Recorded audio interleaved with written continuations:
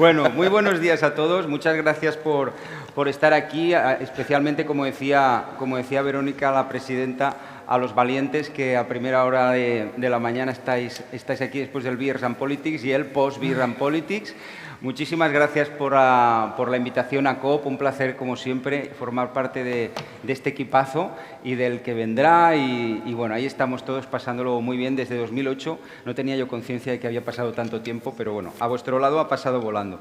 Bueno, pues como anunciabais ahora, esta mesa va a tener 3 ponentes de lujo. Yo me voy a limitar a hacer de croupier, a repartir un poquito de juego. Van a hacer unas pequeñas intervenciones iniciales, unos 10 minuticos aproximadamente. Luego abrimos un espacio de debate entre vosotros y nos abrimos a todas las preguntas, comentarios que tengáis desde el público.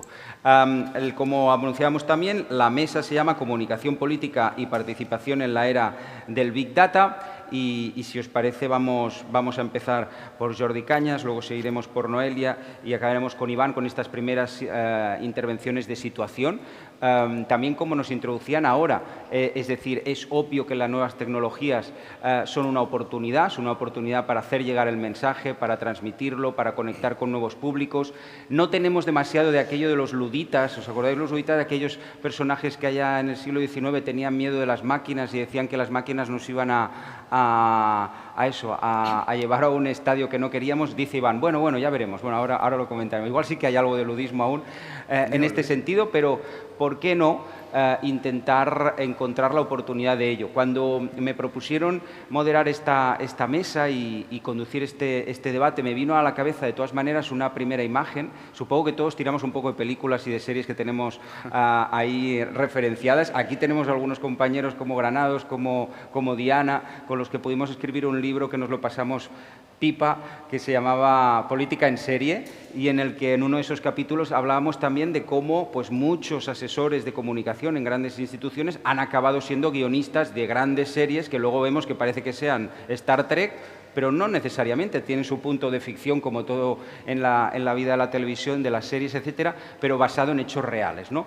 Y me venía a la cabeza Brexit de Civil War, que supongo que todos o la mayor parte de los que estáis aquí habéis visto, con ese diálogo que tienen tomando unas cervezas, unas cañas, los dos principales directores de comunicación, ¿no? del Brexit, del Remain, y hay un momento en el que hablan precisamente de eso con Dominic Cummings, que es un personaje, el interpretado por Kuchenberg, Dominic Cummings, que es un personaje que, bueno, vaya la que le ha dado a Boris Johnson con el paso del tiempo, pero que en su día fue muy reconocido precisamente por saber poner esos termómetros, esa auscultación, saber trabajar los algoritmos, etcétera. Mucho de lo que vamos a hablar hoy, que sin más os doy paso para que entréis a ello, cómo eso se incorpora en la dinámica parlamentaria, en la dinámica política para llegar a vuestros públicos, etcétera. Si os parece, por tanto, empezamos con Jordi Cañas, eurodiputado de Ciudadanos. Adelante, Jordi, muchas gracias. Gracias per ser-hi. Gracias, Toni. Bueno, gracias a Verónica y a COP por invitarme. No agotaré los 10 minutos, porque básicamente lo que me gustaría es poner en contexto, y diréis, esto es un poco raro, pero ¿dónde estamos y sobre todo dónde vamos a ir? El 2021 la Unión Europea presentó cuáles son las tendencias globales para los próximos años. Había 10 megatendencias, 10 megatrends que llaman ellos.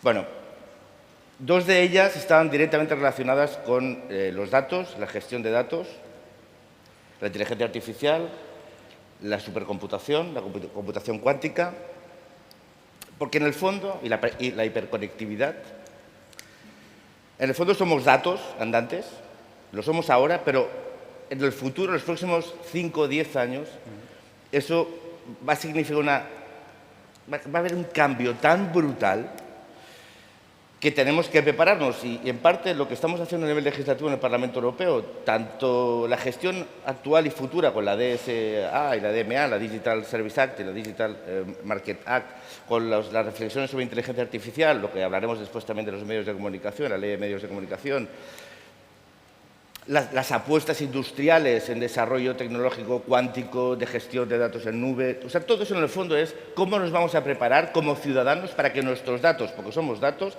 se gestionen adecuadamente dentro de un contexto futuro. Y diréis, ¿esto qué tiene que ver con la política? Porque hay un uso político de esos datos. Entonces, el contexto es, en un futuro hiperconectado, vamos a pasar de 20.000 millones de... Ahora, en 2020, 20.000 millones de devices, de dispositivos conectados. En 5 años vamos a estar cerca de 200.000 millones. Con toda la gestión de los datos, imaginaos los datos que se van a mover en 5G y 6G, el almacenamiento de esos datos y la gestión de esos datos. Eso significa algoritmos, derechos de propiedad, jurisdicciones legales de esos datos donde se encuentran, cómo se analizan esos datos, cómo se transforman y cómo se utilizan, dónde se encuentran. Y estamos ante un reto muy importante porque nuestros derechos y libertades como ciudadanos están directamente relacionados en el uso que se vayan a hacer de esos datos, y esos usos tienen que ver en una cuestión de volumen, gestión, análisis, transparencia, disponibilidad. Que es un poco pesado esto. Pero, ¿y por qué lo digo todo esto?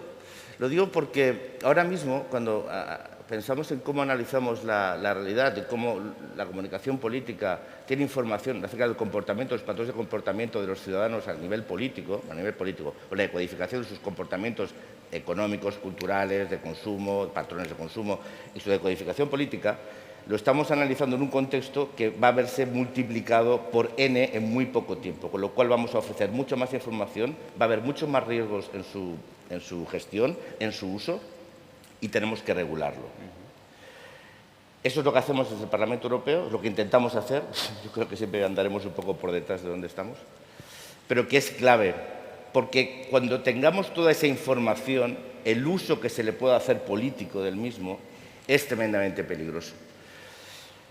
La Unión Europea es un espacio de libertades y de derechos que se enfrenta a gigantes tecnológicos que nos superan en computación cuántica, en control, en grandes empresas, en el almacenamiento en nube, en la gestión de la información a través de los cables submarinos, a través de la conectividad. Pero tenemos los datos y lo que queremos es salvaguardar esos datos y ser capaces de garantizar nuestros derechos y libertades en un contexto, como tú decías, ponías el ejemplo del Brexit, donde se hizo un uso a través de Google, de Cambridge Analytica, ilegítimo, que cambió la historia. O sea, el uso de esos datos es muy importante porque cambia la historia. Un uso ilegítimo de los datos personales cambia la historia. El Brexit solo se explica desde un uso ilegítimo de datos personales que orientó un voto determinado de la población. Y digo legítimo porque fue ilegítima. La forma en que se consigue, la forma en que se utiliza. Y es ilegítimo, para mí, pues ya es personal, el fin que promovía, ¿no? Pero fijaos cómo ha transformado la historia eso. Y hay un riesgo para las democracias en que el uso ilegítimo de los datos que producimos permanentemente y que exponemos públicamente muchas veces sin control o prácticamente sin control, en un futuro donde eso se va a multiplicar exponencialmente y donde exponencialmente puede incidir en el curso político, en la toma de decisiones políticas, en las orientaciones de las tomas de decisiones políticas de los gobiernos y en las decisiones de voto de los ciudadanos. Y entonces aparecerán responsables de comunicación política que con ese nivel de información, de datos y tal, puede hacer una orientación a sus, en ese caso sí que legítimas, orientaciones a sus clientes, pero que afectan al final a los derechos finales de los ciudadanos a los cuales se dirigen, ¿no? Perdonad esta introducción un poco desconexa, pero que después espero que con las preguntas intentaré acercarla y centrarla un poco más. Muy bien, pues gracias Jordi, además cumpliendo promesas, no electorales, pero sí de intervención, menos de 10 minutos, ha sido así. Vamos a seguir con ello. Nos apuntaba ahora Jordi, y lo recuerdo para los que os habéis ido incorporando, porque esto ya va tomando volumen, ¿eh? Es decir, los madrugadores ya empiezan a tener compañía. La mesa es sobre comunicación política y participación ciudadana en la era del Big Data, y como irá saliendo en la mesa, ahora Jordi nos apuntaba sobre todo algunos peligros, algunas posibilidades de mal uso. Iremos explorando también lo positivo que tiene todo esto, evidentemente que lo tiene también para la participación ciudadana. Seguimos, por tanto, con Noelia, diputada en la Asamblea de Madrid. Noelia Núñez, gracias y adelante con tus 10 minutos si los quieres, ¿eh? Muchísimas gracias. Bueno, buenos días a todos. Hemos pasado del Beers and Politics al Coffee and Politics, así que bueno, os agradezco a todos que estéis aquí, que hayáis madrugado y que queráis estar un ratito con nosotros. Decía Jordi, es verdad que las redes sociales y el tráfico de datos es, yo creo, uno de los principales retos que tenemos ahora mismo en cuanto al marco legislativo, ¿no? Y es que las redes sociales son gratis, como todos sabemos, pero eso quiere decir que el producto somos nosotros. Nuestros datos es con lo que comercializan las redes sociales. Por lo tanto, estamos viviendo una época en la que creo que no somos plenamente conscientes de los peligros que ello conlleva, ¿no? Estamos en plena revolución tecnológica y es una realidad, ¿no? En una época de cambio, en la que ha cambiado cómo nos comunicamos, cómo nos relacionamos, cómo nos entretenemos también, ha cambiado también la manera en la que hacemos política, ¿no? Y las redes sociales tienen mucha culpa de todo esto, en el sentido de que, bueno, han denostado un poco el papel de la política en la vida diaria, ¿no? Ya no es un espacio de debate, ya no es un espacio de intercambio de ideas, sino que las redes sociales han contribuido a que la política sea más bien una política de zascas, en la que un corte de 30, 60 segundos tiene más repercusión que la ley que se ha aprobado en un Parlamento o que cualquier debate que pueda estar sucediendo allí, ¿no? La política, lo hablabais ayer en una de las mesas, ¿no? Está comenzando a tratarse como un producto en vez de como ese espacio de intercambio de ideas y ese espacio de debate y de ofrecer soluciones al ciudadano, que al final es para lo que nos votan, ¿no? Para que lideremos procesos de cambio, para que bueno, demos respuesta a las diferentes cuestiones que se nos plantean, ¿no? Está comenzando a convertirse en un producto en el que lo único que nos interesa son los datos, segmentar nuestro mensaje y que guste exclusivamente a quien queremos que se dirija. Está comenzando a dejar de lado esa ideología, como hablabais ayer, esos valores, para exclusivamente presentar nuestro producto, presentar nuestro candidato, presentar nuestro proyecto, simplemente para que nos voten, no para solucionar los problemas de las personas, mejorar la vida de la gente, dar respuesta a los problemas que podemos tener.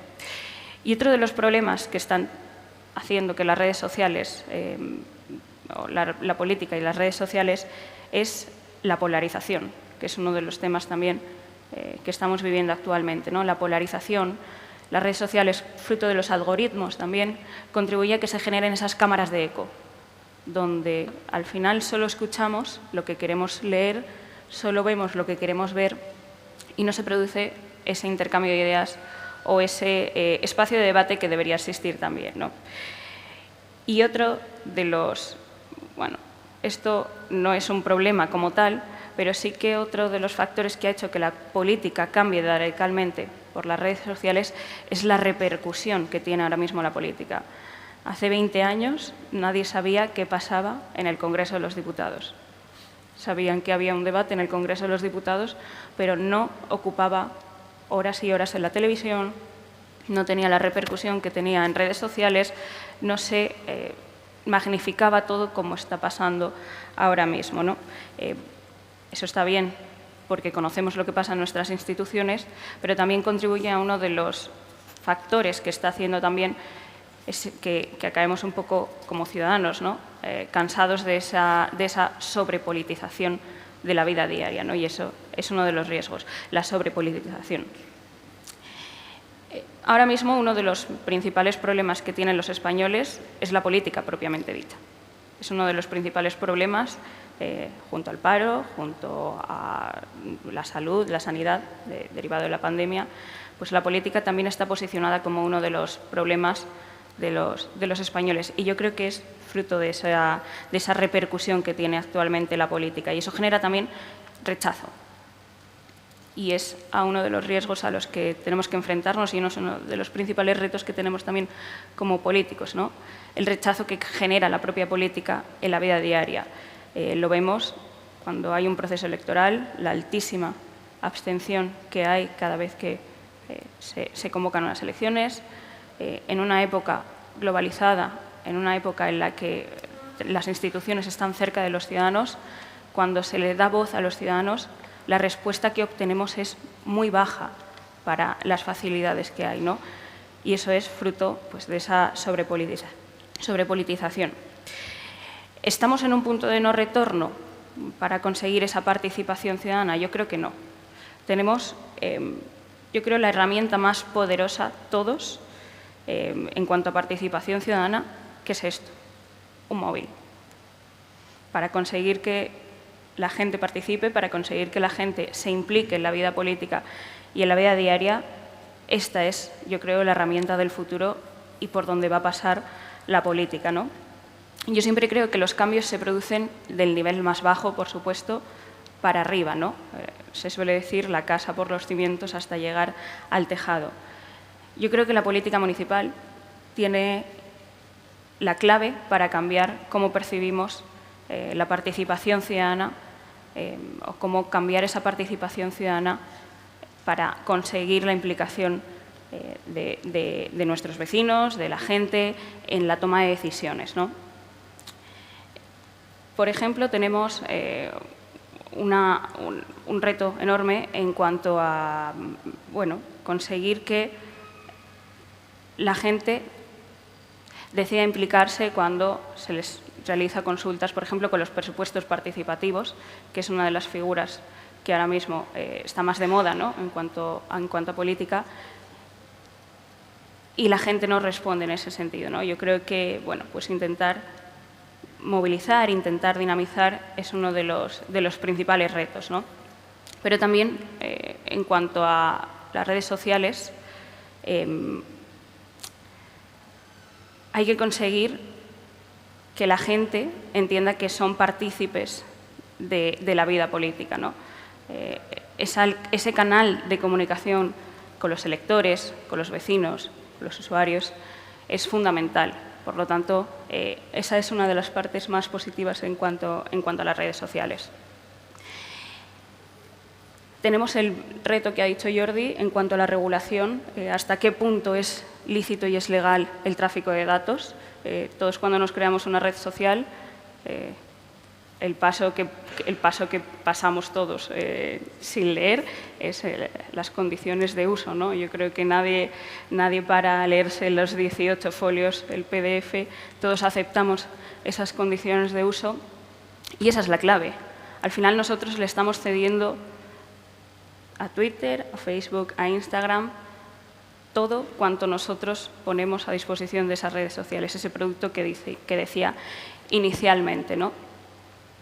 Y al final esto es una ventaja en cuanto a la política, ese tráfico de datos. Nosotros, igual que una empresa, cuando alguien habla y al rato le aparece un anuncio, ¿no?, de justo lo que estaba diciendo, viaje, o le aparece cualquier anuncio de una conversación que ha tenido, en política pasa igual.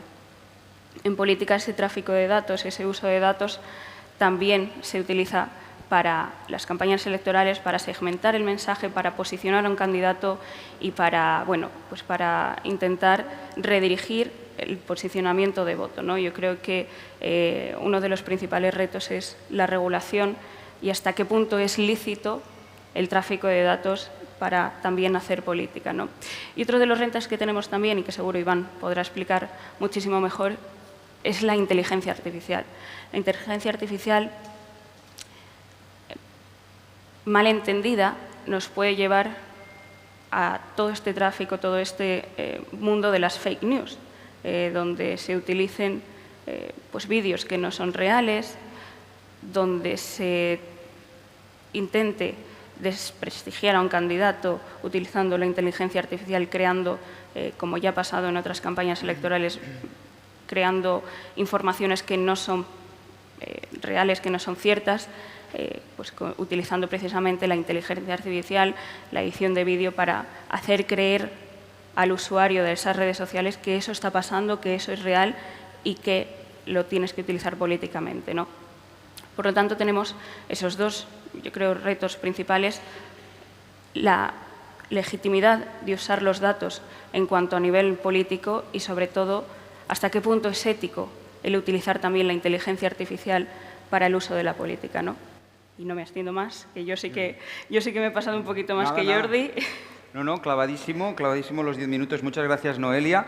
Y vamos ahora a culminar esta parte de introducción con Iván García del Blanco, eurodiputado, también ponente sobre inteligencia artificial en la Unión Europea y regulación digital de las redes sociales. Te decía al principio, Iván, o apuntaba esta idea de que no hemos superado aquel estadio de los luditas, pero sí que es verdad que hemos hablado un poco más de miedos que de oportunidades en este primer tramo, seguramente por situación, ¿eh? Y estaría bien que nos abramos en un momento determinado a lo que tiene de positivo precisamente todo este universo del Big Data, que saldrá ahora en la conversación seguro, y en tu intervención, que no la quiero condicionar, quizás también. Vamos a verlo. Muchas gracias, Iván. Bien, muchas gracias a ti.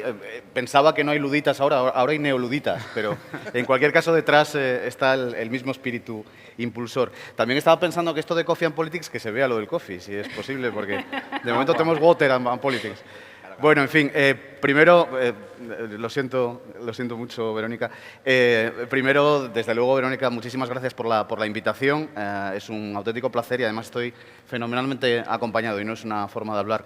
En cualquier caso, sé que tenéis reelección, tenéis renovación esta tarde, os deseo lo mejor, estabais en fantásticas manos, desde luego que creo que vais a seguir estando en muy buenas manos. Bien, se han apuntado muchas cosas muy interesantes muchas reflexiones muy interesantes alrededor del tema que hoy nos junta aquí. En fin, ¿por dónde empezar? Voy a intentar traer de alguna manera a la concreción, al terreno de lo concreto, algunas de las reflexiones y de los apuntes que se han hecho ya sobre cuáles son realmente los riesgos, los retos. Efectivamente, la primera reflexión es que la digitalización, además de un montón de problemas, además de un montón de riesgos, evidentemente comporta también un montón de oportunidades. Se trata de tratamos de aprovechar esas oportunidades intentando minimizar los riesgos y, en cualquier caso, también anticipando que si eso al final se concreta en algo tangible, pues se puedan también compensar de alguna forma esos riesgos. Quisiera, en primer lugar, comentar que la Unión Europea, además de estar sacando cubos de agua constantemente de los agujeros que se nos van formando con lo que va ocurriendo en el mundo, además de eso, intentamos de alguna forma plantear una brújula estratégica de cuáles son las prioridades. La primera, y es bien conocida, y cualquiera que haya pasado la noche aquí en Valencia sabe que eso es una absoluta y perentoria necesidad, es afrontar la lucha contra el cambio climático. Y la segunda, que también al final está también conectada, por supuesto, es arrojar civilidad, arrojar una regulación adecuada para el fenómeno de la digitalización. Yo creo que es de todo punto evidente, y aquí seguro que estáis hablando todos los días del asunto, que cada vez el ámbito digital es más poderoso en los impulsos de cómo nos comportamos, ¿no? de cómo incluso compartimos el espacio público. La Unión Europea lo que trata es de ser pionera en el ámbito de la regulación digital. Efectivamente, fuimos los primeros en el mundo que pusimos encima de la mesa, como Parlamento Europeo en este caso, una propuesta legislativa sobre ética aplicada a inteligencia artificial, que tengo que decir que, por mor de ese famoso efecto Bruselas, ha impulsado de alguna forma también las propuestas que han ido haciendo de los organismos internacionales. El más, para mi gusto, el más completo quizás sea la propuesta que hizo la UNESCO sobre inteligencia artificial hace un poco más de un año. Dentro de la estrategia sobre digitalización se plantean varios ejes. Uno es las infraestructuras de inversión, para eso se están movilizando recursos. La segunda, y yo creo que es la clave al final de bóveda de todo este edificio, de cómo aprovechar y cómo protegernos, es la ilustración digital de la ciudadanía. Y la tercera, como decía, la realización de un marco regulatorio que sea pionero a nivel global. Empezó la Unión Europea intentando proyectar esta regulación del entorno digital con el Reglamento General de Protección de Datos y la Ley de Seguridad Cibernética, que de alguna manera ha ido produciendo mimetización en otros ámbitos del mundo con respecto a cuáles son las normas que se plantean para darle un mínimo, como decía, de civilidad a la utilización y a la protección de nuestros datos personales. Y en lo que se refiere a los servicios digitales, éramos conscientes, y aquí lo ha comentado muy bien Jordi, teníamos una necesidad urgente de regular los servicios en línea y actualizar la normativa también de comercio electrónico. En ese sentido, efectivamente, se ha aprobado recientemente, muy recientemente, una ley de mercados digitales y la ley de servicios digitales. Se trata de abordar los efectos sociales y económicos de la industria tecnológica al establecer estándares claros sobre cómo operan y brindan servicios esas grandes plataformas en la Unión Europea en línea con nuestros derechos y valores fundamentales. También una reflexión, plataformas de carácter global que ninguna es europea y, sin embargo, están extrayendo pingües beneficios todos los días, por cierto, con un muy bajo compromiso fiscal de la Unión Europea. En cuanto a la Ley de Mercados Digitales, por dar 4 pinceladas, pero que se sepa más o menos qué contiene, establece obligaciones para las grandes plataformas que actúan como se les llama gatekeepers, al final tienen una posición dominante, más evidente, y en sus prácticas comerciales, a partir de esta regulación, deberán permitir la interoperabilidad de terceros con sus propios servicios, lo que significa que las plataformas también más pequeñas, que las pequeñas iniciativas que se puedan desarrollar aquí, puedan solicitar que las plataformas de mensajería dominantes permitan a sus usuarios intercambiar mensajes, enviar mensajes de voz o archivos a través de aplicaciones de mensajería. Y también deberán permitir a los usuarios comerciales acceder a los datos que genera la plataforma del Guardián, promocionar sus propias ofertas y celebrar contratos con sus clientes fuera de las plataformas estas de gatekeepers, lo que se ha llamado Know Your Business Customers, ¿no? La posibilidad de poder, siendo un pequeño oferente, poder acceder a todos esos datos pues, que tienen los Amazon y ese tipo de plataformas comerciales. Por su parte, estos gatekeepers ya no pueden favorecer la clasificación de sus propios servicios o productos en comparación a los de terceros en sus plataformas, evitar que los usuarios desinstalen fácilmente cualquier software o aplicación precargado o usen aplicaciones y tiendas en línea de aplicaciones de terceros y procesar los datos personales de los usuarios para la publicidad dirigida. Aquí tenemos ya uno de los elementos, a menos que se otorgue explícitamente ese consentimiento. Por cierto, esto no es simplemente una forma de hablar ni un consejo, sino que se establecen sanciones importantes para estos gatekeepers. Se habla de multas de hasta un 10% de su volumen de negocio mundial total en el ejercicio fiscal anterior o hasta un 20% en el caso de un incumplimiento reiterado. Yo creo que si a alguna le ponemos un 20%, igual se acababa el problema de las pensiones en la Unión Europea, porque nos hagamos una idea del volumen que manejan este tipo de plataformas. En cuanto a la Ley de Servicios Digitales, tiene como objetivo regular la moderación de contenido en línea y nos sitúa a la vanguardia a Europa en materia de seguridad y transparencia en el ámbito digital y a la cabeza de por lo menos el intento de una digitalización más justa y trata también de ser un ejemplo en el exterior. Como nuevas obligaciones para estas plataformas también y estas redes sociales con una situación de franco dominio, se le plantea nuevas medidas para contrarrestar el contenido ilegal en línea y obligaciones para que las plataformas reaccionen rápidamente respetando los derechos fundamentales, incluida la libertad de expresión y la protección de los datos. Se fortalece la trazabilidad y los controles de los comerciantes en mercados en línea para garantizar que los productos y servicios sean seguros, incluidos esfuerzos para realizar controles aleatorios sobre si el contenido ilegal reaparece. Se establecen también reglas de mayor transparencia y responsabilidad de las plataformas, como, por ejemplo, proporcionando información clara sobre moderación de contenido o el uso de algoritmos para recomendar contenido. Los usuarios, además, podremos cuestionar las decisiones de moderación de contenido. Se establecen prohibiciones a prácticas engañosas y ciertos tipos de publicidad dirigida, como la dirigida a niños y anuncios basados en datos confidenciales. También se prohíben los denominados dark patterns y las prácticas engañosas destinadas a manipular las elecciones de los usuarios, no las elecciones electorales, pero sí las elecciones de los usuarios como usuarios de este tipo de plataforma. Las plataformas en línea y los grandes motores de búsqueda, que son aquellos, se han definido como aquellos que superan 45 millones de usuarios o más mensualmente, son, por supuesto, las que suponen el mayor riesgo y de alguna forma son el objetivo de esta regulación. Hablando de publicidad política, que yo creo que aquí esto os interesará mucho. De especial interés, decía, para esta mesa es el paquete de medidas que la Comisión ha presentado para garantizar una mayor transparencia en la publicidad política, específicamente en el terreno digital. Esta iniciativa tiene por objeto apoyar el funcionamiento del mercado único de servicios de publicidad, garantizar que se conozca la fuente y la finalidad de la publicidad, luchar contra la desinformación y la injerencia en la democracia en la Unión Europea. Y este es un debate también que está constantemente flotando en el ambiente, ¿no? La propuesta se basa en el espíritu de la Ley de Servicios Digitales, ya que incluye también medidas de transparencia horizontal para toda la publicidad en línea, ampliando los requisitos para publicidad política con respecto a la transparencia en la información a divulgar a los espectadores, el público en general y las autoridades públicas, y en el alcance de los proveedores de servicios afectados por los servicios de publicidad política. Hoy en día, y es conocido, los Estados miembros pueden supervisar la publicidad política fuera de la línea. Hay regulación y una reglamentación importante alrededor de esa cuestión, pero carecemos de los medios para controlar la publicidad en línea. Nuestra tarea será la de examinar, y estamos en el debate sobre esta cuestión, el ámbito y las definiciones de la propuesta de la Comisión, que es publicidad política. Para empezar, este es uno de los grandes debates, así como mantener su ámbito de actuación lo más amplio posible y reflexionar sobre cómo garantizar la visión general de las campañas políticas, al mismo tiempo que creamos un marco de oportunidades equilibrado. La propuesta de reglamento sobre esta cuestión se va a aplicar tanto a la publicidad política en línea como fuera de línea, así como a todos los proveedores de publicidad y servicios relacionados.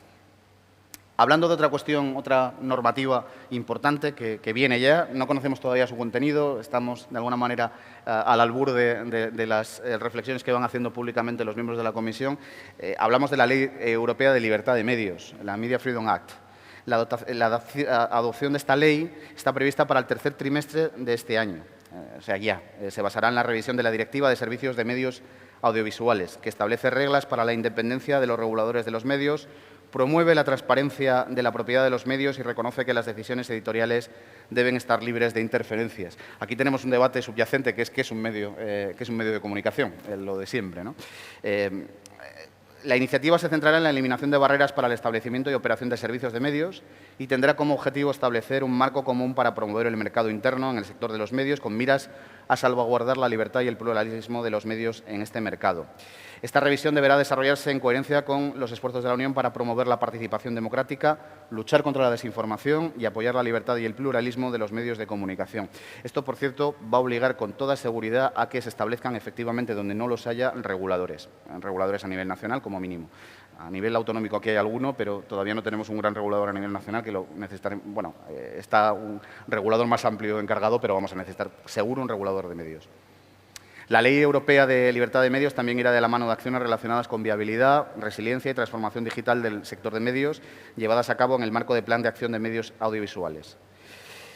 Hay otra cuestión tangencialmente relacionada que tiene más que ver con la acción de los periodistas y de lo que se llama en inglés whistleblowers, ¿no? de la gente y del asociacionismo, del activismo, digamos, por la libertad de información, que es tratar también de acometer, de encompasar y controlar lo que se llaman las demandas estratégicas contra la participación pública, en inglés el acrónimo es SLAPS, que son estas demandas que se presentan por parte de agentes económicamente potentes para tratar de desmotivar la utilización de esa información, es decir, demandas constantes contra periodistas o contra ONGs. También hay una regulación, también de forma inmediata se va a comenzar a debatir para intentar controlar ese ámbito y de esa forma también introducir reglas también de lo que se llaman en Europa Leveling Playing Field.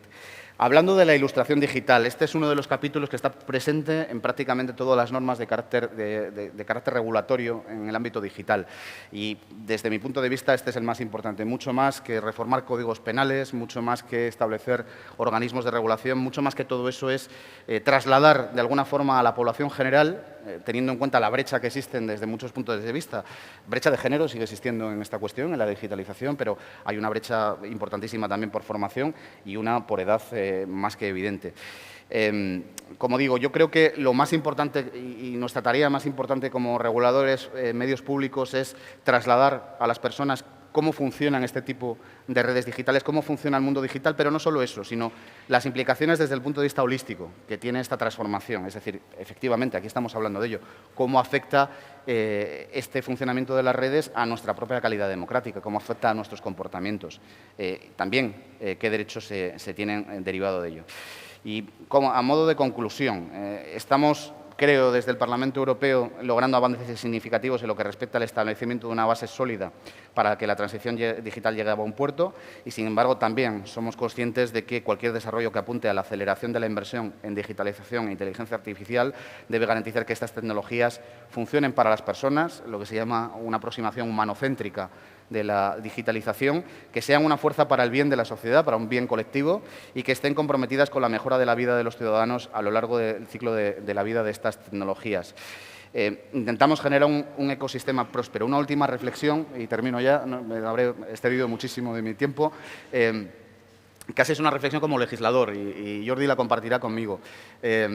Y es algo que nos plantean en muchas ocasiones pues las personas que están en este debate, ¿no? Las personas que tienen además este impulso de intentar aportar en cuanto a la necesidad de regulación. Claro, el mundo tecnológico va muy rápido.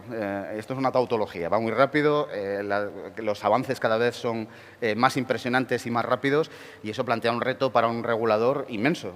Es decir, tenemos que anticipar de alguna forma el futuro, constantemente. Un futuro que ni siquiera somos capaces, nadie es capaz de poder anticipar ni en sus rasgos más generales. Si hablamos de inteligencia artificial, hablamos de una tecnología que es capaz de mejorarse a sí misma. Sin que en muchas ocasiones, depende del método que se utilice, sin que en muchas ocasiones ni siquiera los programadores sean conscientes de cómo se llegan a algunos resultados. Es decir, se sabe cómo se comienza, cuál es la matriz inicial, cuáles son los datos que se aportan inicialmente, pero no se sabe cómo luego esa tecnología va evolucionándose a sí misma. Imaginemos esto desde la perspectiva de un regulador y desde el punto de vista de la técnica jurídica, que lo que trata es de introducir certidumbre, introducir seguridad jurídica. Aquí intentamos, no sé si conseguiremos, cuadrar el círculo desde el punto de vista regulatorio, es decir, introducir esa certidumbre jurídica y al mismo tiempo que las normas sean lo suficientemente flexibles para adaptarse a ese futuro que todavía no conocemos bien. En fin, no sé si existe esa capacidad, pero en cualquier caso sí una última reflexión, y lo he dicho al principio y quiero terminar así.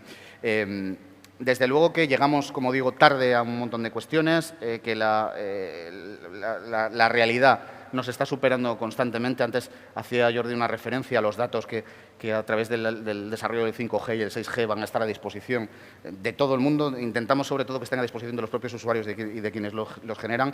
Para que nos hagamos una idea, se calcula que con la generalización del 5G se van a multiplicar los datos disponibles por 5. La idea es que ahora esos datos no estén en manos de Google, de Facebook, de Amazon, sino que estén en manos, en primer lugar, de repositorios también públicos, ese es otro de los debates para el bien y el interés general, y en segundo lugar, y sobre todo, en manos de los usuarios, que podamos de alguna forma tener capacidad, rudimentos suficientes como para funcionar en ese entorno y poder gestionar nuestros propios datos. Antes decía Noelia que es el valor del entorno digital y tenía razón, y por lo tanto tenemos derecho a que ese valor, el que nosotros generamos, por lo menos tengamos capacidad de disposición sobre él. En fin, apunto todas estas cosas sobre el debate. Lo siento si he sido demasiado largo y a partir de ahora pues a comentar. Muchas gracias. Al contrario, Iván, ha ido muy bien. De hecho, la mesa habla de Big Data y tú nos has metido un montón de datos aquí encima, que es fantástico tenerlos. Ahora vamos a hacer que dialoguen, ¿no?, los datos entre unos y otros. Además, un poquito lo que va respirando. Yo tengo un montón de preguntas, pero ahora, si os parece, acabaremos de abrir el diálogo entre vosotros. Jordi, si os parece, luego Noelia y Iván remata, o si queréis hacerlo más dialogado. Yo tengo un montón de preguntas. Por poco que se multiplique las preguntas que me habéis generado a mí por lo que tenemos aquí en el público, no nos lo acabamos, hacemos una jornada solo de esta mesa, pero no va a ser posible.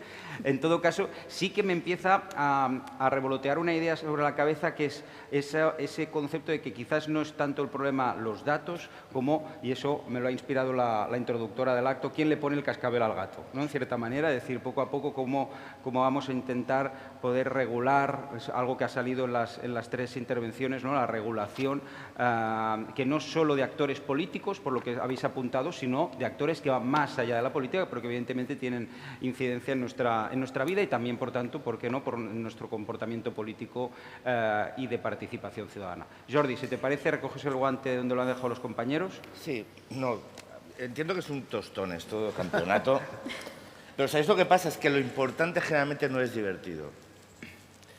Y de lo que estamos hablando, mejor o peor, es tan bestia que no lo vemos. O sea, tenemos una profunda miopía, profundísima miopía, Porque lo que comentaba Iván, ¿no? El riesgo es sobre la democracia, es decir, ya no solo sobre los datos del individuo, sobre si nos controlan, nos usan, tal. En el fondo nos ven como tarjetas de crédito andantes, las grandes corporaciones. El problema es si eso supone una amenaza a la democracia, y eso sí que es cierto. Estamos hablando de los datos. ¿Os acordáis de la polémica del 5G quién ponía las redes? Si lo ponen los chinos, que son los que han desarrollado la tecnología, ¿quién va a controlar los datos?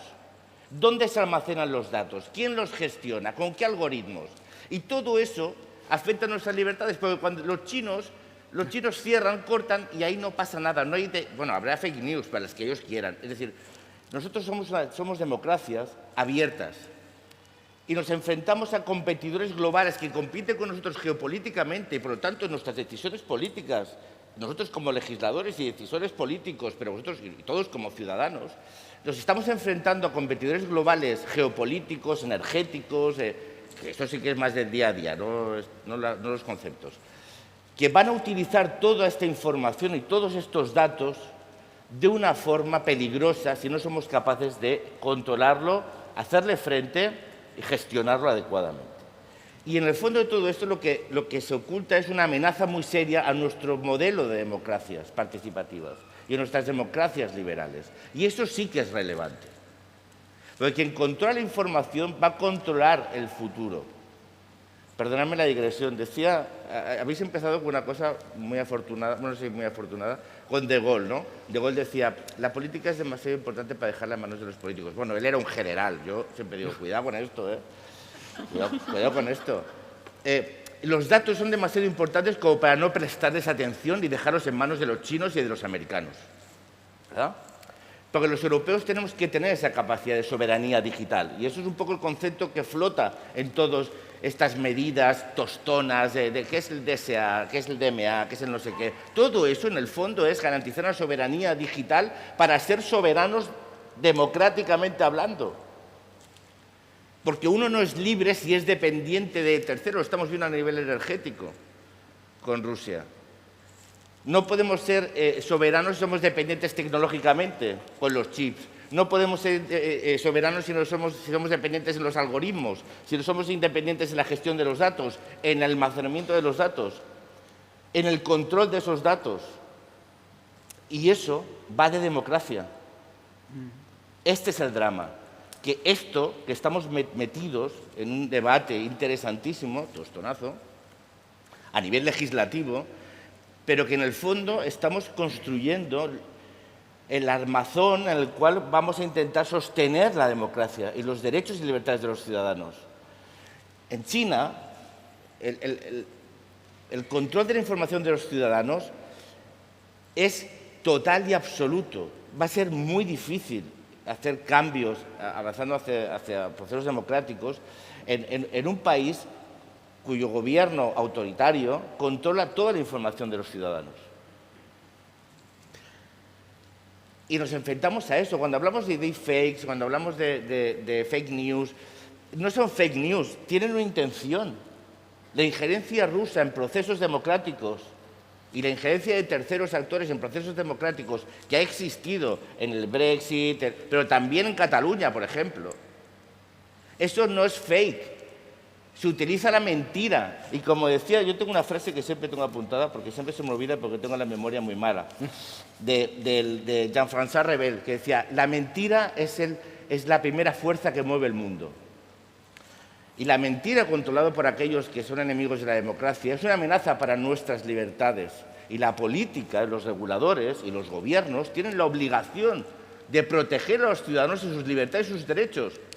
Y a veces contra ellos, porque hemos pasado todos del panóptico de Bentham, aquel donde no queríamos ceder nuestros derechos, donde el que vigilaba controlaba, al panóptico digital, pues esto lo tenía utilizado muy bien Byung-Chul Han, donde ofrecemos todos nuestros datos y nos exhibimos en plan como si el nudismo fuera estupendo y vamos todos enseñando todos nuestros datos y regalando nuestros datos por ahí sin ton ni son.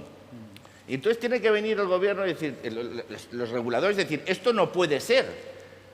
Y no se lo vamos a decir al ciudadano que enseña el LinkedIn, a mí el tema de las redes sociales, que a veces tengo más pavor, o sea, una cosa horrorosa, pero bueno.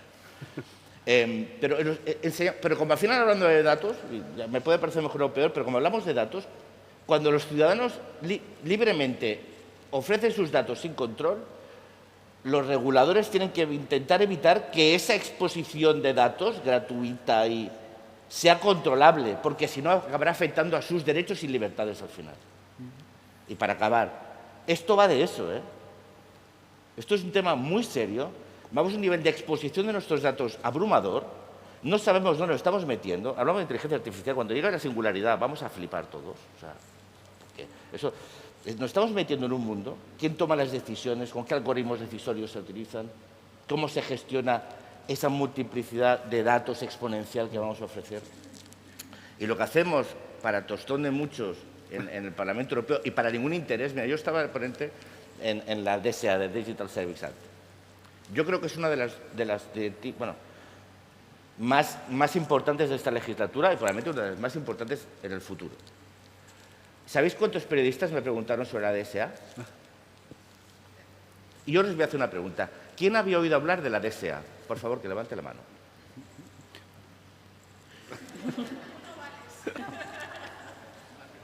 ¿Veis? Es muy heavy. Es muy serio. De verdad.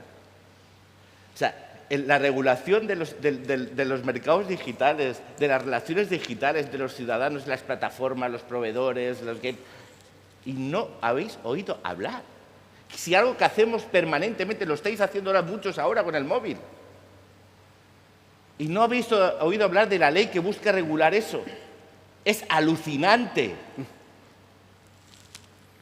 Y todos hemos oído hablar de las 3 balitas de Rufián en el puto Congreso. Claro, que así nos va. Ese es el problema, así nos va. Porque lo importante nadie le presta atención. Probablemente porque es un tostón, claro.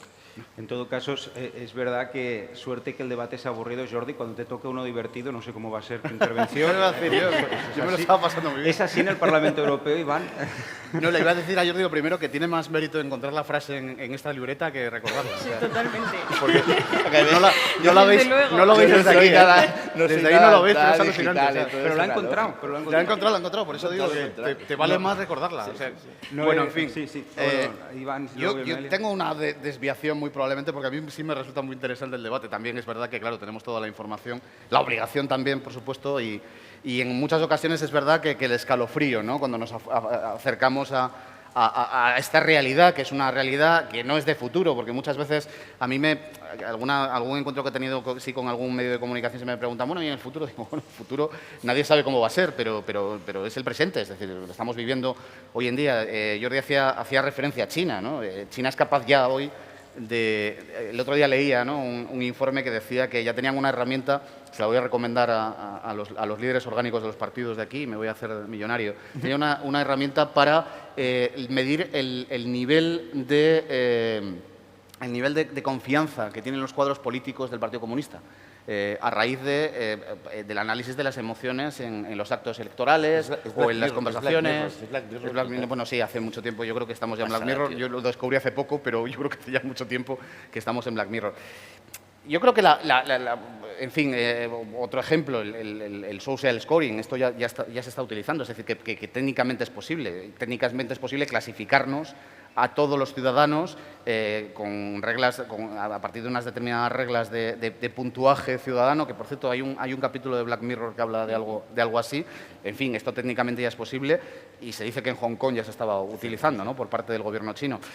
Yo creo que la buena noticia es que realmente los poderes públicos, por lo menos las instituciones europeas, somos conscientes de esta realidad e intentamos de alguna forma encompasarla, como digo, en unas reglas que le pongan freno a algunas de las utilizaciones posibles y al mismo tiempo que no olvidemos esta segunda variante, no lo olvidemos, y al mismo tiempo aprovechen la potencialidad para el bien que tienen este tipo de tecnologías. No hubiéramos podido, hubiera sido imposible tener una vacuna para el COVID-19 en un año si no hubiéramos utilizado este tipo de herramientas, si no se hubiera utilizado inteligencia artificial en la investigación. O sea, es un dato récord en la historia de la humanidad y con eso tantas cosas. Yo estoy viendo todos los días asuntos maravillosos de utilización de esta regulación regulación. Pero sí, efectivamente, tenemos un reto también los reguladores, los políticos y las personas que se dedican al ámbito público de trasladar todas estas cuestiones que a veces no son fáciles de desgranar, ¿no? De forma que sean comprensibles además y sobre todo que se entienda la importancia que tienen a la sociedad en general. Y en esto solo podemos que daros gracias, ¿no? a COP por provocar este debate, ¿no? por tener este ámbito público, además frente a personas que tenéis capacidad también de comunicar cosas de manera global y de manera casi hasta masiva. Sois personas, sois prescriptores muchos y prescriptoras de opinión y en ese sentido esto es muy interesante.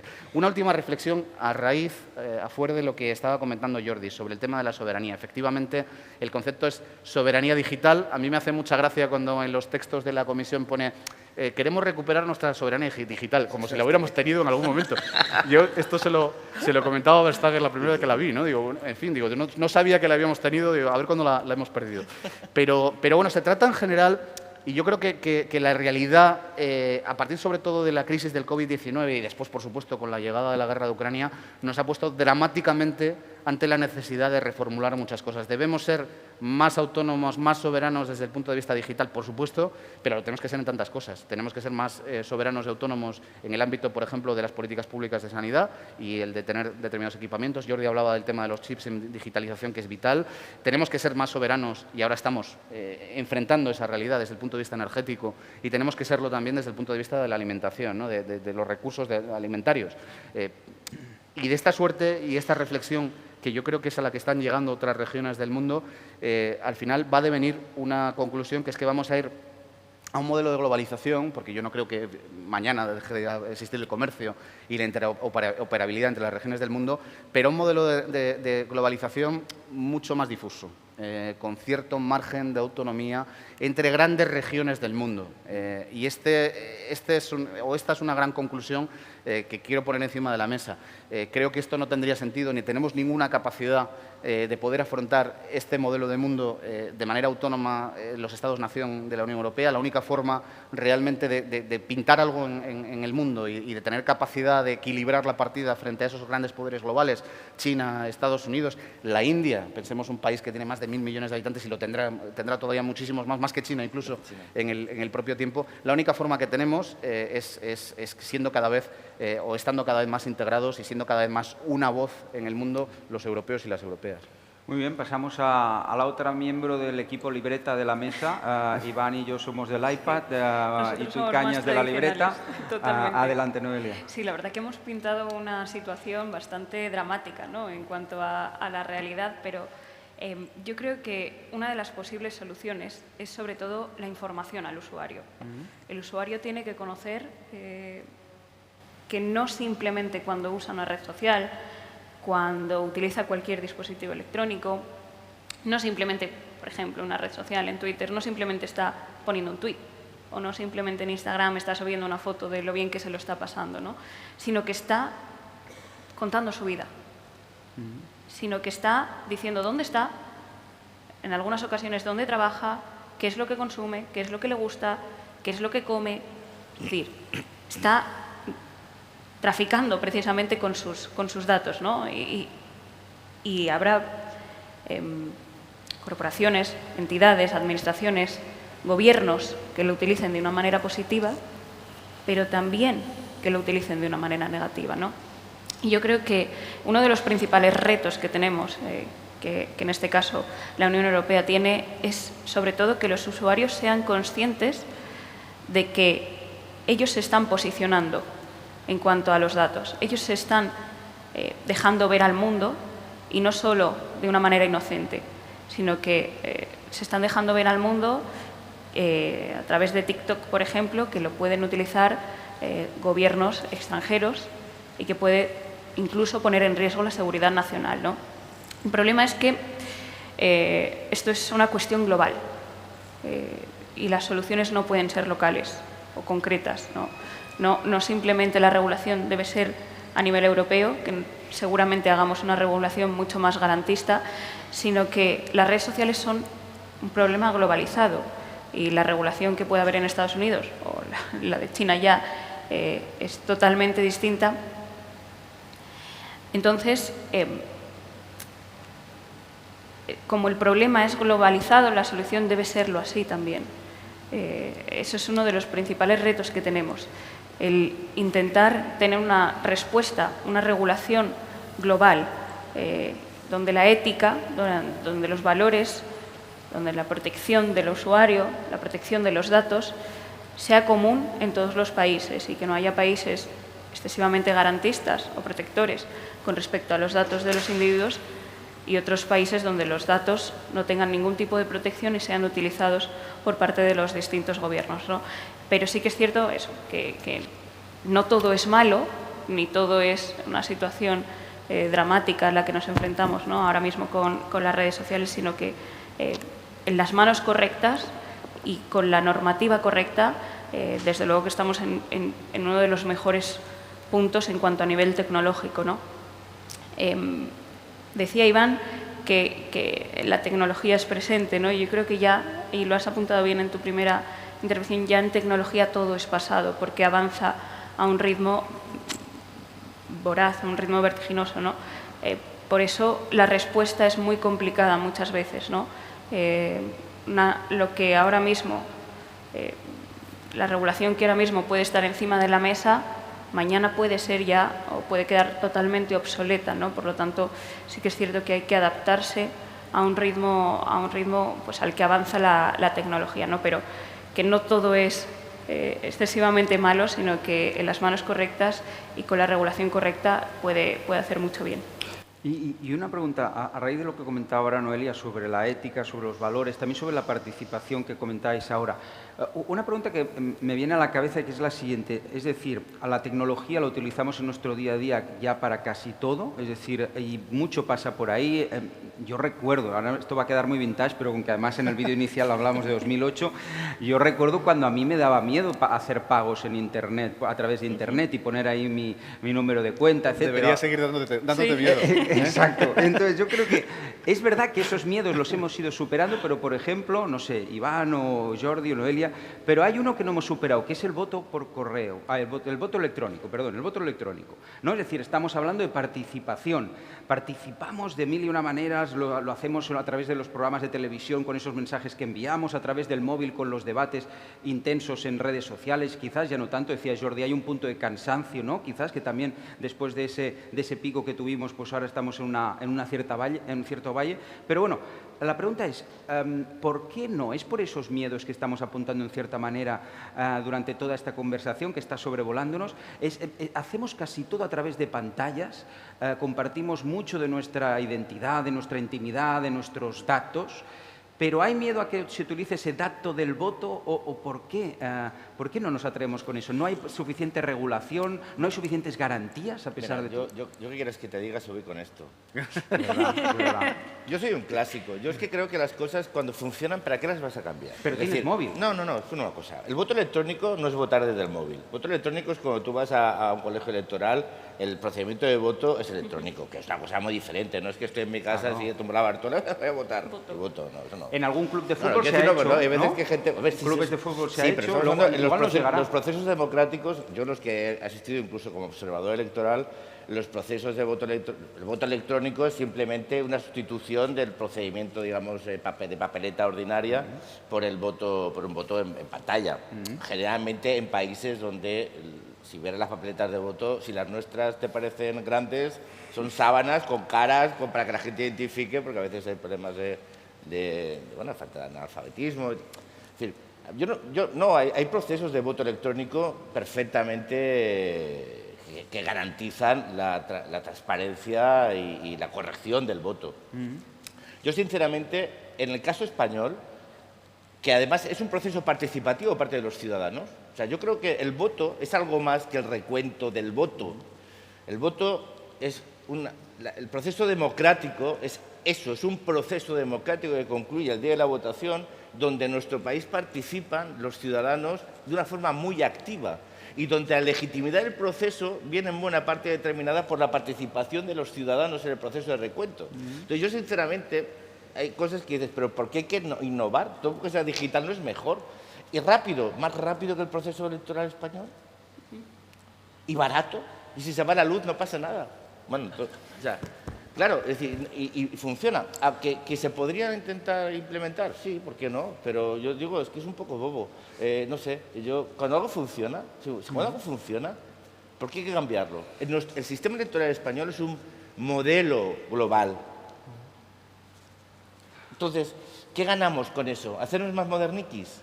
Está bien, está bien. No, pues Después de esta intervención retro-feature de Cañas, a ver, Iván. No, yo comparto la última reflexión. Quiero decir que tenemos un modelo que funciona bien, que es muy rápido, es extraordinariamente rápido en relación digo, en cuanto al conocimiento de los resultados, muy garantista, con un nivel de confiabilidad ciudadana muy importante. Quiero decir que esto es un valor también, más allá de que luego aparezca Indra todos los días, depende de quién gane o pierda, pues Indra ha manipulado las elecciones en un sentido u otro, ¿no? Siempre. Pero en general, un nivel de confiabilidad muy importante. Yo el único ejemplo que conozco quizá de poder votar en remoto y tal es Estonia, que ha tenido sus propios problemas también. No digo con que no funcione el sistema, sino con que ha sido precisamente objeto de un ataque masivo por parte de Rusia no hace tanto tiempo y se les cayó absolutamente todo. Pero yo estoy básicamente de acuerdo. Yo quizá pienso que en países como España, que efectivamente tienen poco que mejorar en ese sentido, quizá el voto electrónico pudiera servir para otras cosas. Y es verdad que hay herramientas relativamente fiables también para poder garantizar que el voto también pueda ser confiable. Pues a lo mejor yo, que no soy muy plebiscitario tampoco, a mí no me gusta nada el modelo plebiscitario ni el plebiscito como instrumento, pero quizá pensando también en instrumentos, en espacios para generar de alguna manera, otra vez, antes hablaba Noelia, de que era percibida la política como un problema por parte de los ciudadanos, para poder generar de alguna forma otra vez empatía de la ciudadanía en general con el proceso, quizá pudiéramos aprovechar este tipo de herramientas para hacer consultas más amplias, para poder hacer más participativo, quizá, no sé si el proceso legislativo, pero sí la toma de las grandes decisiones estratégicas, ¿no? en algunos espacios y en algunos aspectos, quizá. Pero yo me pasa como a Jordi, yo también he estado, y en algunas hemos estado conjuntamente, he estado en muchos procesos, no he visto todavía un sistema mejor que el español, más rápido, más fiable, así que ¿por qué cambiar? Yo soy también del equipo tradicionalista. Yo creo que sí, con libreta no había sorpresa, pero yo creo que lo que funciona en este caso no hay que cambiarlo. Si ya tenemos determinado cuestionamiento, ¿no? Lo decía muy bien Iván con el tema de Indra, si ya tenemos ese debate, ¿no? En función de los resultados electorales, imaginaos qué pasaría si todo fuera electrónico, ¿no? Además que creo que podría comprometer incluso esa seguridad nacional si fuéramos objeto de un ataque informático, si hubiera una caída del sistema, si hubiera cualquier fallo. Yo creo que podría poner en riesgo nuestra democracia. Yo creo que entonces, si algo está funcionando, si algo además es un proceso totalmente garantista, en el que además, oye, yo creo que representa muy bien el espíritu de la democracia y que lo que ha funcionado durante tanto tiempo, yo creo que no hay que cambiarlo, ¿no? Sí que eso, si tenemos ese cuestionamiento, lo vimos también en las elecciones de Estados Unidos en las que ganó Joe Biden, que hubo también un cuestionamiento que hablaban de manipulación de los votos, pues yo creo que eso flaco favor le hace a las democracias liberales si estamos continuamente cuestionando los resultados simplemente porque son, en este caso, de manera telemática. Solo por añadir incógnitas o preguntas para el estimulante debate que estáis teniendo sobre eso, haciendo de abogado al diablo. Al final, que estamos hablando de datos, de los beneficios de los datos, de la tecnología, que también ha sido positiva, pero fijaros que cuando nos toca para hablar de participación en ese último paso, que es el voto, ese paso determinante que es el voto, nos estamos aferrando mucho al papel, ¿no? A lo tradicional. Decíais ahora, es que si el ataque, ¿no? El informático masivo, si cae, al final el papel también pasará por un proceso informático, ¿no? Es decir, el recuento de votos, etcétera, pero tenemos como miedo a que los procesos no sean aún lo suficientemente, garantistas, seguros. No sé cuál sería el concepto. Y yo, si me permitís, es que me he acordado, hablando de lo de Indra, que por cierto es una empresa prestigiosísima en el exterior, que funciona perfectamente. No, acabo de venir de las elecciones de Colombia y era la Indra de Schrödinger, ¿no? Porque por un lado empezó la izquierda diciendo que Indra estaba manipulando las elecciones y tal para que ganara Fico Gutiérrez, el candidato de la derecha, y luego de repente a alguien se le ocurrió la otra parte decir que Indra, como era era propiedad del Gobierno de España y estaba Zapatero detrás, pues que venía a manipular las elecciones para que, en el fondo, Indra lo único que hacía era una especie de recuento final después ya de que se hubiera hecho el recuento real, es decir, era una especie de tamización de los resultados finales.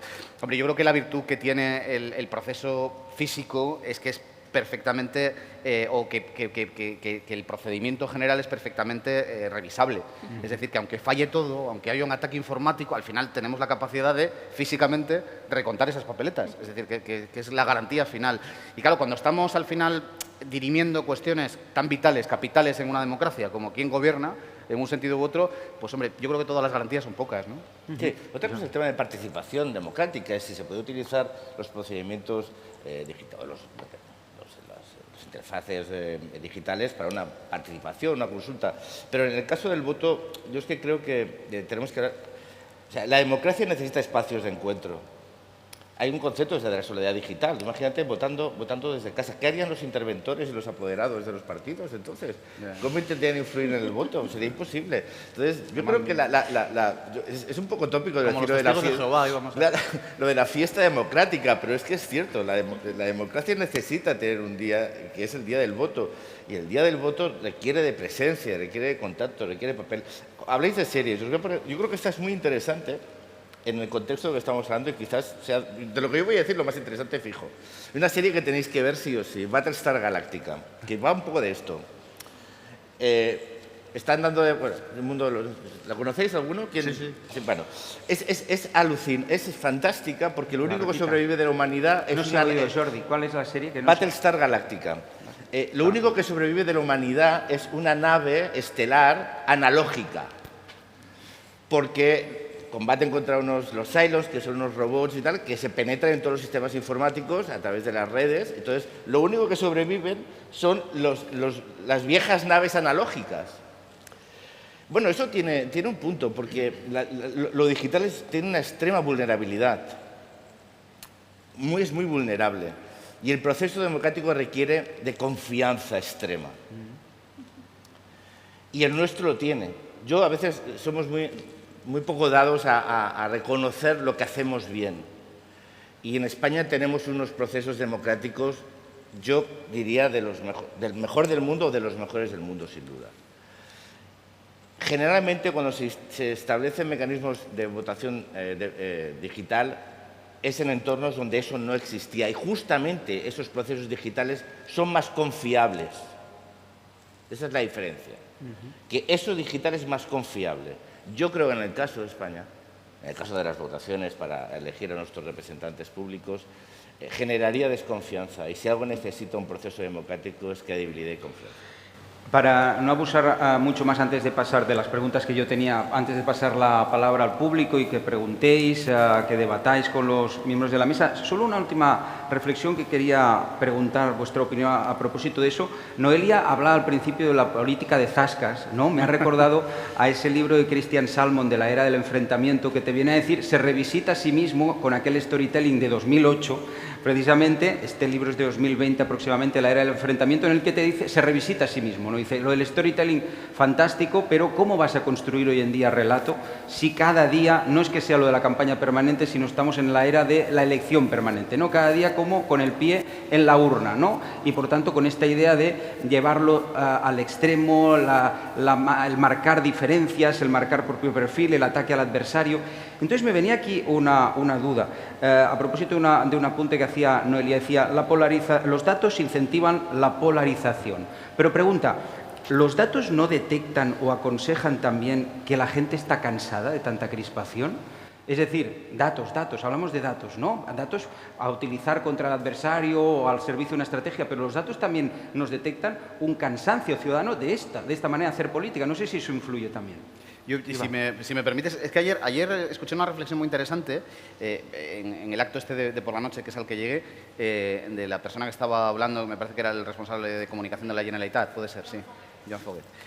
Y hacía, o sea, se inquiría alrededor de la cuestión de si es ético utilizar este tipo de recursos, ¿no? Los recursos de hiperespecialización en el mensaje hacia un determinado núcleo de votantes, utilizar las técnicas de cámara de eco, utilizar la polarización también para la movilización.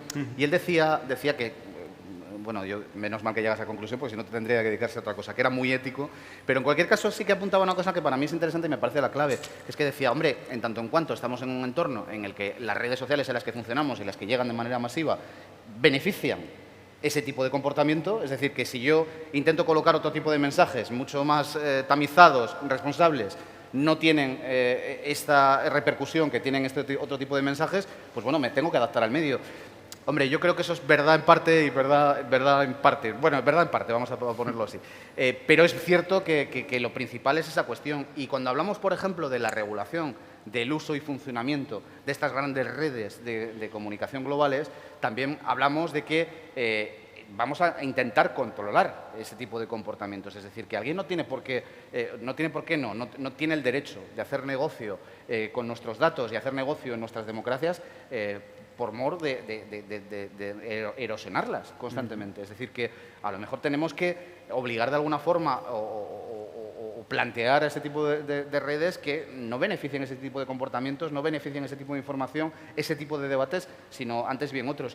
Cualquiera de los que estamos aquí, aunque algunos lo digáis más o lo digáis menos, pero funcionamos en redes sociales y algunos somos muy activos. Yo el nivel de porquerización, y estoy con un neologismo, que permite Twitter, por ejemplo, me parece impresentable, es decir, impresentable. Yo el otro día lo recuerdo porque yo soy soy de esa gente que denuncia comentarios y que se toma el tiempo de acumular 3 o 4 para demostrar que estoy ante un psicópata y tal.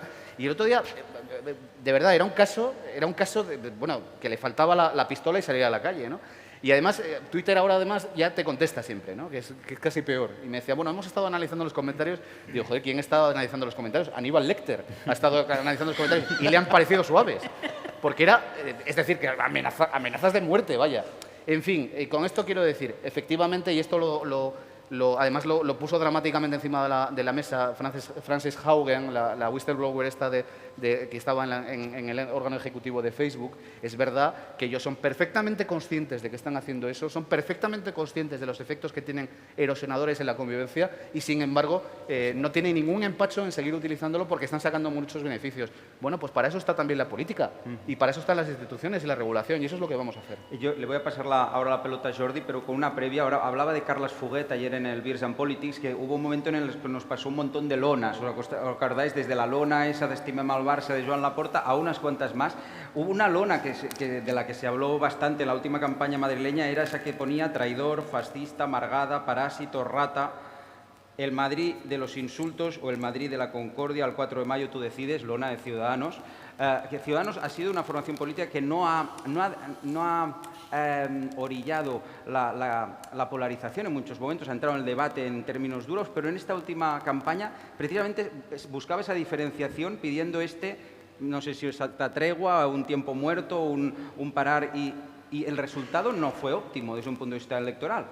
Quizás se alimenta o se incentiva la polarización. No, te voy a decir que no fue nada óptimo. Quería ser fino. Me ha gustado mucho, te agradezco mucho, Toni, sé que me quieres, ha sido un eufemismo, fue un auténtico fracaso, bueno, vamos, de toda regla. Bueno, llevamos 2 bastante sonados. Por tanto, nos estaremos volviendo old fashion también nosotros, que nacimos muy modernos, no lo sé. No, yo distinguiría, la confrontación en la política es necesaria.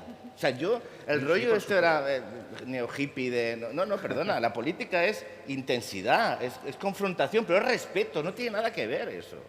O sea, la confrontación es respetuosa, es básicamente reconocer al otro como tu adversario y respetarlo. La polarización es extremo. No, la polarización es otra cosa, la polarización es generar un odio al otro. Es no tenerlo como un contrincante, sino como un enemigo. Y eso es otro rollo.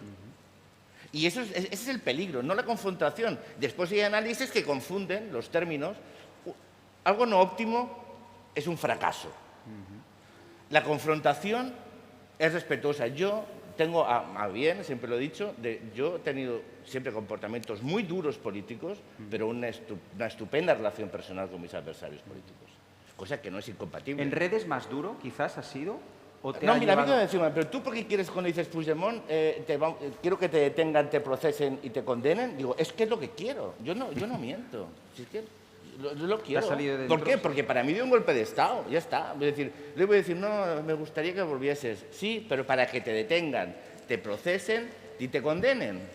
¿Y Y eso yo no tengo ningún miedo en decirlo, ¿Y eso pero es eso no es ser faltón ni nada. A mí faltón es llamarme a mí que, no sé, pues parásito, rata, nos decía el señor aquel que Amargada, fue presidente. parásito, ¿cómo se rata, llamaba? traidor, fascista, todo esto que ha salido en el No, debate pero político. tú te lo acuerdas ponía- Torra, ¿no? O sea, Torra nos llamaba bestias taradas. O sea, claro, eso no es confrontación. Eso es lo más parecido al odio. Y el odio lo que genera... Es decir, mira, yo estuve hace poco en Auschwitz y volví con una reflexión preocupante, que era, en la exposición que había en Auschwitz, terrorífica, no se explicaba cómo se había llegado a Auschwitz. Es decir, Auschwitz es el corolario de un discurso del odio que acaba legitimando eso en una parte importante de una sociedad. Entonces, estamos en un momento político donde se está larvando un discurso que legitima comportamientos ya no violentos, espero que nunca dé ese paso, se dé nunca más ese paso, pero que no porque la magnitud no es menos grave, porque cuando el adversario político es un enemigo despreciable al cual tú deshumanizas hasta el punto de decir eso, el problema es que eso ya no solo se dice en el anonimato, se dice por responsables políticos y con personas con nombre y apellido. Porque, mira, antes estábamos hablando del DCA, ¿no? El Digital Service Pero Act. una pregunta sobre esto, Jordi, porque es interesantísimo este caso que ponías de Torra y las bestias taradas. Él lo escribe eso antes de ser político y vosotros lo recuperáis. Ya, Cuando es pero es político... que- No, no, pregunta. pero es que hoy- Cuando lo pones en el tablero político, precisamente esto, como Ciudadanos, que sacaste y recuperaste ese texto de alguien que no era político cuando eso, ¿es precisamente Pero ¿cómo para era buscar político? ese antagonismo, esa No, Tony, es polarización? que no es ser político. Yo he sido político desde que tengo uso de razón. No, tú no, digo él. No, perdona, no. Una cosa es ser un responsable político y otra es ser político. Para mí la política es la condición del ciudadano. es todo. Ordinario, perdona. Es Uno es todo. político en tanto que es un decisor político. ¿Vale? Y otra cosa es que se dedica a la política como responsable político. En mi opinión, da igual. En etapas de la vida, No sí, tiene sí. por qué... Es decir, es igual, no vamos a entrar con Torres, que ya me aburrí muchísimo. Tengo la suerte de que ya, bueno, los tengo cerca. ¿Estás aburrido de todo, Jordi? No, de todo no. Estoy aburrido de Hasta debates... de las redes, No, sí. estoy aburrido de debates estériles que no construyen nada. Y seguiré siendo beligerante contra aquellos que lo que buscan es erosionar derechos y libertades, eso siempre. Pero tenemos la posibilidad, eso es un lujo estando ahí en Bruselas, de intentar trabajar en construcción de discursos y de objetivos positivos. Pero una cosa, que esto es importante a la luz de lo que estamos hablando, el tema del anonimato digital. Hablamos del DSA, lo que el Digital Service Act decía, no, tenemos que conseguir que lo que es ilegal en el mundo offline sea ilegal en el mundo online, ¿no? Es decir, lo que es ilegal aquí, en la calle, sea ilegal en el mundo digital. Y para eso es muy importante un concepto, y eso ya es cosecha propia. Bueno, no será propia, pero no la leí. La necesidad de identidad digital. Es decir, yo personalmente considero a Twitter ni a ninguna red social, si tú no estás identificado digitalmente, puedes participar. Y si no, es una arena, y entonces, oye, ahí no hay reglas, ¿vale? Yo no lo permitiría esa arena, pero ya es otro rollo. Pero si tú no... Mira, lo que dice la gente lo dice desde el anonimato. Y el que no lo dice desde el anonimato, lo dice con nombres y apellidos, es sujeto de que se le aplique la ley. En el caso de que falta respeto, ¿no? Bueno, eso es un mecanismo que rebajaría el tono del sesgo de confirmación a lo bestia. Que rebajaría la agresividad, que genera agresividad, porque es un efecto reactivo, de una forma importante. Y a la gente le bajaría el tonito, porque estar en calzoncillos delante del ordenador en tu casa, insultando a todo Cristo por ahí, solo lo haces desde que, como eres anónimo y nadie va a iniciar un proceso judicial contra ti, pues, oye, pero eso no pasaría si hubiera la certificación digital en el uso de las redes sociales. Entonces, eso en el fondo, el offline y el online, y para acabar ya, es una frontera que creo que hay que empezar a eliminar. Está el mundo, y el mundo tiene una parte que es virtual, una parte que es real, desde conceptos antiguos, pero al final nuestra forma de interactuar con nuestro contexto estará definida por instrumentos y va a haber un instrumento digital en el cual nosotros vamos a interactuar con nuestro entorno, en nuestra realidad, ¿no? Y lo que hay que hacer es intentar regular todo eso para que no haya espacios de impunidad, porque la impunidad genera al final discursos de odio y los discursos de odio acaban enfrentando a los ciudadanos. Antes de pasar ahora sí a las preguntas, Iván, ¿esto de la identificación digital se está trabajando a nivel de Parlamento Europeo? Y Noelia también se quiere aportar. Sí, y además se está trabajando en una identidad única digital, de suerte que la misma identidad, los mismos datos que tú utilizas para estar en una determinada red sean los mismos automáticamente, no tengas que tener 300 perfiles en cada una de las redes sociales o en cada una de las plataformas en las que tú compras, sino que sean interoperables. También, de alguna forma, también con la idea de romper determinados monopolios y determinado control de la información que tienen algunas de las plataformas. Yo creo que la clave es esa. También hay que tener en cuenta, incluso dentro de la Unión Europea, también hay que tener en cuenta que las realidades de las sociedades son diferentes. Yo a veces tenía posiciones, sobre todo al principio, muy radicales con algunas de estas cuestiones, pero luego es verdad que la observación y el diálogo con algunos agentes que te abre los ojos sobre que las realidades son muy diferenciadas. Por ejemplo, dentro de la Unión Europea está Hungría y Polonia. Para empezar, cuando hablamos, por ejemplo, de libertad de información, de las obligaciones de los periodistas, de la anonimización en las redes, pues tenemos que tener en cuenta que hay países, lamentablemente dentro de la Unión Europea, que no tienen un nivel de derechos y libertades similar, equiparable al resto de la Unión Europea. Y que de alguna forma podemos ponerle en la partida todavía mucho más difícil. Es decir, que incluso está esa complejidad adicional incorporada al debate que tenemos que tener en cuenta necesariamente si no queremos, claro, descapitalizar completamente a la sociedad civil en estos otros países, ¿no? Y por introducir un elemento más, no hemos hablado de una cosa que viene, os aseguro que viene para quedarse y que va a ser una realidad muy, muy tangible y que vamos a interactuar inmediatamente con ella, que es el metaverso. Y tiene una capacidad de abstracción, de virtualización, digamos, también de nuestro comportamiento en el ámbito digital, que no tiene ninguna de las redes que hemos conocido hasta ahora. Y está tecnológicamente en un estado incipiente. Pero os aseguro que todas las grandes corporaciones están haciendo inversiones multimillonarias para desarrollar estas aplicaciones de metaverso, no necesariamente dentro del metaverso de Meta, sino que incluso se está hablando ya incluso de metaversos públicos. Y os anuncio que además, no sé si tú te lo había comentado, presenté un proyecto piloto. Presenté un proyecto piloto para la creación de un espacio de metaverso del Parlamento Europeo. Me parece que me lo van a aprobar, así que vais a tener la posibilidad de oírnos a daros la turra también en metaverso enseguida. Será fantástico. Va a haber cola, va a haber cola. Va a haber cola. Noelia, Toni, preguntabas si en redes es más duro. Yo creo que sí. ¿tú crees que sí, que se incentiva? Sí, porque las redes sociales no están pensadas para hacer política como tal. No fomentan el debate, en 240 caracteres poco se puede debatir, ni están pensadas para hacer cambiar de idea al adversario, ¿no? Me encantaba lo que decía Jordi en cuanto a la confrontación. Confrontar es maravilloso. Qué aburrido sería el mundo si todos pensáramos igual y no pudiéramos tener ese debate, ese intercambio de opiniones, ¿no? Y el llegar a convencer o intentar convencer al contrario o incluso replantearte aquello que pensabas o que dabas por hecho simplemente por escuchar o por abrirte a otras opiniones, ¿no? Las redes sociales no están para eso. Yo no he encontrado a nadie en redes sociales que tuviera una idea previa y que fruto de un tuit haya cambiado su pensamiento. Bueno. O que fruto de una discusión en Twitter haya dicho, bueno, pues yo antes pensaba así, ahora pienso de otra manera. No, las posiciones están muy encasilladas en las redes sociales, en los perfiles de Twitter, y poco movimiento hay entre espacios y entre bloques, ¿no?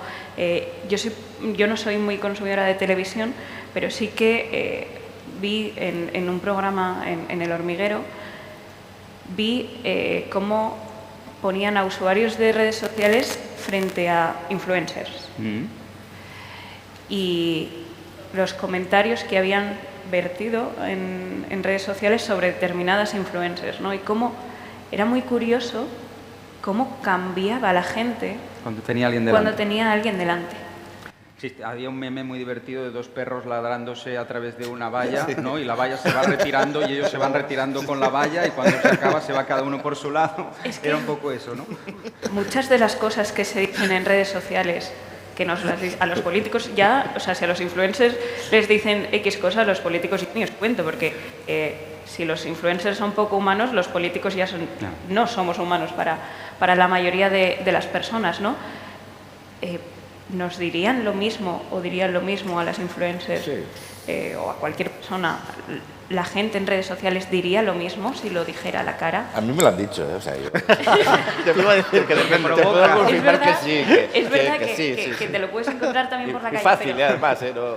Pero creo que las redes sociales, pues fruto de ese anonimato muchas veces, ¿no? Del esconderse detrás de los denominados trolls, del anonimato, del que lo digas a través de una pantalla y que todo sea mucho más sencillo y que esté permitido todo, ¿no? Cuando decía Iván que si el filtro lo había hecho Aníbal Lecter, es que hay veces que censuran comentarios que dices, ¿cómo puede ser que me censuren este tuit?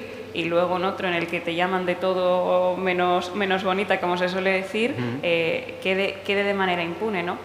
A mí me resultó muy curioso ese experimento, ¿no? Cómo cambian las personas o cómo cambia el usuario de redes sociales cuando lo dice a la cara frente a cuando lo dicen esos perfiles de redes sociales. Iván. No, yo iba a comentar que como regla general estoy de acuerdo, pero que de vez en cuando se produce el milagro. Yo durante todo este tiempo... Eres optimista, Iván. No, de verdad, es que me ha ocurrido, es decir, que me ha ocurrido de ponerme a debatir, evidentemente en 240 caracteres es muy complicado, pero bueno, también están los hilos, las conversaciones. Entonces me ha ocurrido con gente que incluso que después he conocido en el ámbito terrenal, ¿no? De gente que ha matizado sus posiciones o que me ha permitido incluso enviar información. Lo digo para que tampoco nos olvidemos de que realmente las redes sociales también generan, cuando antes estábamos hablando de la digitalización, también generan oportunidades en ese sentido, de interacción, de más participación en el espacio público. Bien, tenemos que ponerle de alguna forma eso, reglas, igual que tenemos reglas en la vida normal. Nadie entra en un supermercado, se lleva un salchichón y se marcha corriendo y nadie dice nada. Esto ocurre en el mundo virtual, que cree la gente que se puede coger una canción, llevársela y, oye, ¿qué andas a mí preguntándome cómo me llamo? Si esto es de todos, la cultura es gratis. Bueno, en fin, no robarías en una tienda de discos, ¿no? Pero ahí sí lo haces. Es decir, hay que ponerle un poco de coto a ese debate. Creo que la cuestión de la anonimización es verdad que, lo estábamos hablando, que impulsa este tipo de comportamientos, pero que también es cierto que incluso eso se puede de alguna manera regular, lo que comentaba Jordi, es decir, que tengas una identidad digital y a lo mejor puedes tener un usuario anónimo. Pero claro, tienes que ser... No encriptada. Eso es, tienes que ser identificable en el caso de que produzcas un daño o hay alguien que crea que se lo has producido, ¿no? Es decir, que se puede hacer. Yo de verdad que creo que a veces este tipo de comportamientos son positivos y yo he tenido esa oportunidad.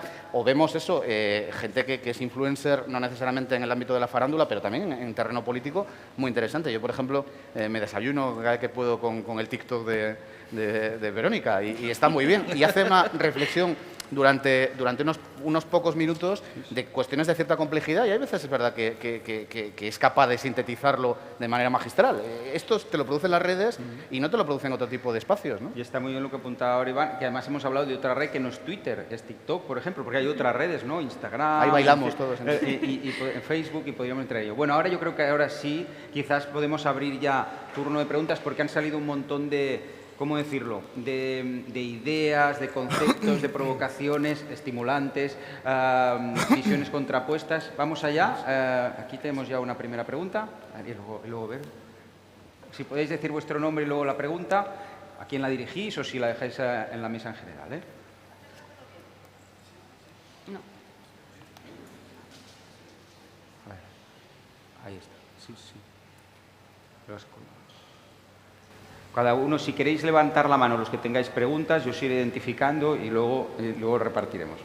Ya tenemos 4 pedidas, igual según cómo lo hacéis a viva voz. A viva voz. Sí, no se escucha. Sí, la acústica es A buena. capela. Ah, vale, pues tiene... Sí, ahora sí. Muy bien. ¿Vuestro Hola, nombre? yo soy Juan Medina. Muy bien, Juan, buenos días. Bueno, hablando del Big Data, yo creo que aplicado a la comunicación política se puede entender que ya la estamos aplicando, ¿no? De cara a segmentar nuestra comunicación, pues la escucha activa que se puede desarrollar, pues podemos enfocar la comunicación política y de alguna forma ver el interés y ver los diferentes colectivos cómo funcionan. Es algo que yo creo que ya está funcionando. Sí que es verdad que las grandes empresas fueron las que impulsaron y las que realmente se han aprovechado de esta cuestión, pero cada vez más, o yo dejo en la mesa esta pregunta, ¿creéis que es una tendencia a cada vez más la comunicación política y para testar incluso desde los gobiernos esa información y esa escucha activa se va a ir desarrollando más esa Big Data? O sea, se va a ir desarrollando esta comunicación activa. Pero luego yo tenía una gran pregunta, ¿no? Por lo que hemos hablado y sobre todo de la participación ciudadana. Los gobiernos, los municipios, pues hacemos muchas herramientas para que la gente participe, vote, entre procesos participativos, pero sin embargo cuesta mucho que entre la gente. Cuesta mucho. O por ejemplo, el Gobierno de España, el Ministerio de Transición Ecológica hace poco ha hecho una asamblea ciudadana, la ha puesto solo a 100 personas para ver qué dice la gente sobre el cambio climático. Creo que es un grupo reducido. Entonces me preguntaba, ¿es posible que este Big Data, esa escucha activa, pueda ser utilizada para esos procesos de participación? ¿Cómo se legitima esa escucha activa para cualquier decisión? Muy bien, Juan, muchas gracias. Pregunta de calado. Quien quiera contestar, recogéis el guante. Yo mismo, vamos, efectivamente sí, se está utilizando ya de manera habitual y yo creo que en sí mismo, estábamos hablando, no es malo, todo lo contrario. Es decir, que a veces se da la paradoja de que nos parece que esto es tremendo, pero si lo hiciéramos artesanalmente, recopilando de manera manual los datos y fuéramos capaces, entonces sí está muy bien, ¿no? En fin, yo creo que hay que utilizar la tecnología. Aquí el tema es, claro, qué tipo de interacción se establece. Es decir, una vez que está segmentado la población, está segmentado determinado grupo, hombre, si tu interés es segmentarlos para manipularlos, en fin, esto no es, ¿no? Pero si eres capaz de trasladar información que efectivamente, de cosas que efectivamente les preocupa y que efectivamente produce esa interacción también con el espacio público, yo creo que no solo es perfectamente plausible, sino que es recomendable, ¿no? Y yo creo que en ese sentido también, cuando se plantean determinadas consultas ciudadanas, hombre, a lo mejor, sobre todo para empezar y para generar determinados hábitos, a lo mejor los poderes públicos tenemos que escoger muy bien en qué materias vamos a hacer ese tipo de consultas. Porque hay, estoy seguro, materias que producen un debate público intenso y que producirían participación. Y otras, pues que a lo mejor no nos interesan tanto. Si a mí me ocurre, yo estoy empadronado en Madrid. Y yo cada vez que me viene la turra del Ayuntamiento de Madrid sobre si hay que poner un baldosín de no sé qué, pues mira, borrar y archivar. En fin, porque esto en general a la gente no le interesa tanto, ¿no? A mí tampoco. Gris, Jordi sí. O Noelia. Es uno de los principales problemas, ¿no? Cuando se le da voz al ciudadano, hay veces que la respuesta no es la esperada, ¿no? Lo hablaba al principio, ¿no? Yo creo que tenemos todas las herramientas del mundo para que participe la gente, pero la respuesta que obtenemos no es la que se debería tener cuando se les da voz a los mismos, ¿no?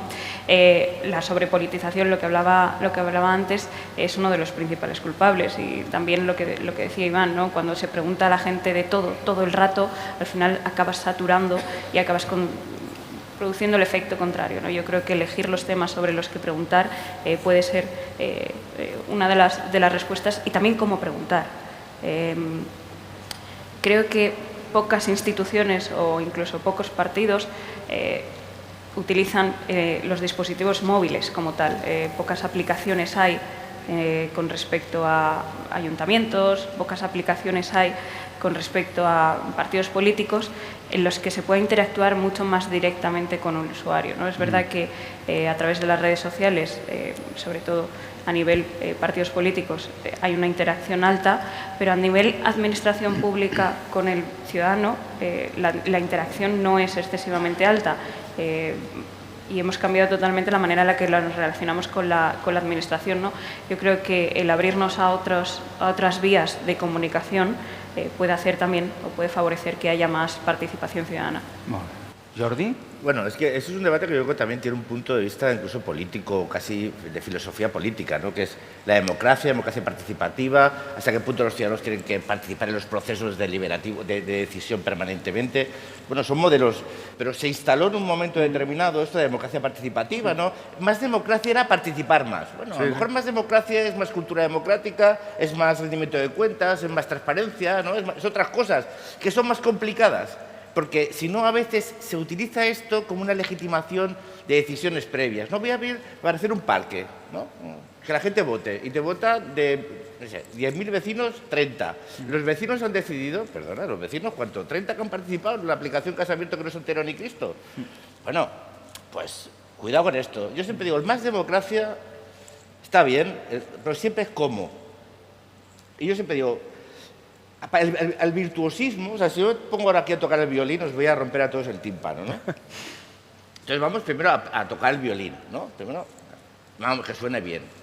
Y luego ya nos convertiremos en virtuosos del violín, ¿no?